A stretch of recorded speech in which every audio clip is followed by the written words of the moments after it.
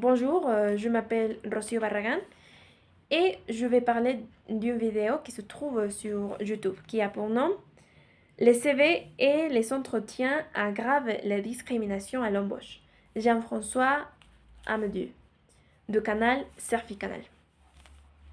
Et bon, dans cette vidéo, je vais parler du résumé de la vidéo. Après, je vais donner une petite analyse et à la fin, je vais partager ma conclusion. Donc, je vais commencer par le résumé. Pendant toute la vidéo, l'expert Jean-François Medieux mentionne cette problématique que ça c'est la discrimination qu'on peut trouver dans les CV au moment de recruter ou de faire la décision finale pour recruter un gens.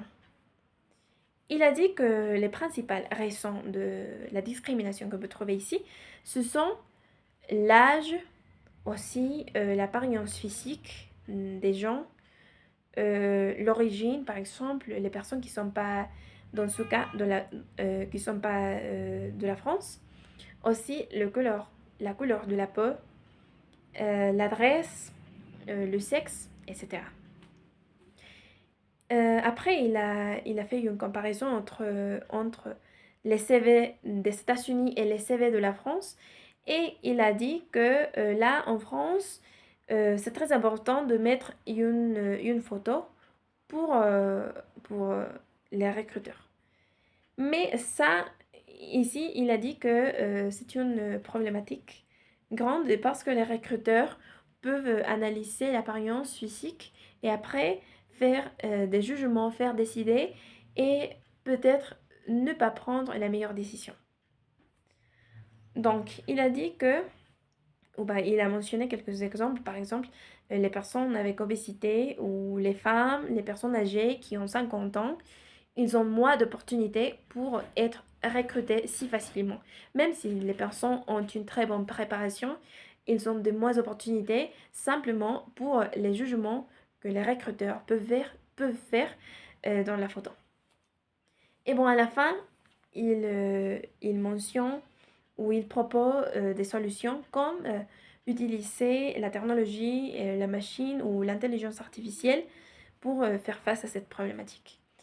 Ici, il a dit que le recruteur peut mettre de l'information la plus importante du CV et la mettre dans l'intelligence artificielle pour que l'intelligence artificielle puisse faire l'analyse sans juger, sans faire des mauvaises ou des bonnes idées de la personne. Et simplement faire l'analyse d'une manière plus neutre parce que l'expert a dit aussi que faire des jugements, c'est naturel des êtres humains. Donc, on peut l'utiliser comme ça et après prendre la meilleure décision. Et bon, maintenant, je vais faire l'analyse. Je crois que c'est une problématique tellement grande parce que pas simplement dans la France, ici au Mexique, on peut trouver aussi des cas où on sait que on connaît des gens qui ont une très bonne préparation et les personnes ne peuvent pas travailler. Pourquoi? Parce que il y a des autres personnes qui connaissent des recruteurs ou qui ont une très bonne apparence physique et ils ont plus d'opportunités et pas comme les autres. Donc ça, c'est une réalité.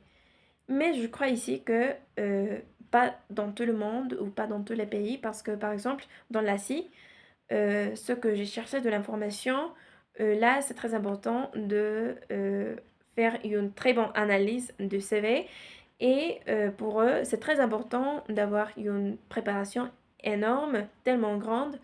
Et comme ça, c'est comme un pays tellement compétitif, mais cela permet de recruter simplement aux gens qui ont beaucoup de préparation. Donc, dans ce cas, comme l'expert a mentionné en France, ils ne regardent que la photo. La photo, c'est le plus important pour eux au moment de recruter. Et ça, c'est une problématique. Parce que peut-être que la personne a une très bonne préparation et simplement pour l'apparence physique, il n'est pas recruté. Donc, maintenant, je vais donner ma conclusion. On se trouve dans un monde où on commence à utiliser l'intelligence artificielle chaque jour. Je crois que l'utilisation de cela augmente et ça c'est une réalité.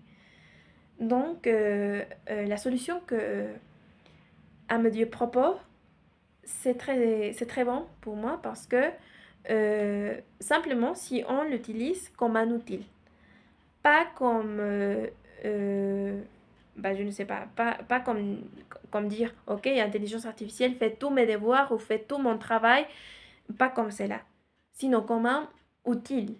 Si on l'utilise comme un outil, je crois que c'est une très bonne solution parce que de cette manière-là, on peut avoir des meilleurs résultats peut-être parce que l'intelligence va faire son travail sans juger, sans faire des points négatifs ou positifs, simplement d'une manière peut-être plus neutre. Et comme ça, on peut avoir des meilleurs résultats. Et je vais finir avec une question. Et ça c'est, qu'est-ce que vous feriez pour faire face à cette problématique? Est-ce que vraiment, est-ce que vous pensez que l'utilisation de l'intelligence artificielle, ça c'est la meilleure façon ou pas? Et sinon, quelle serait la meilleure façon pour faire face à cette problématique et avoir des meilleurs résultats pour avoir des vrais professionnalistes qui travaillent dans les entreprises? Merci.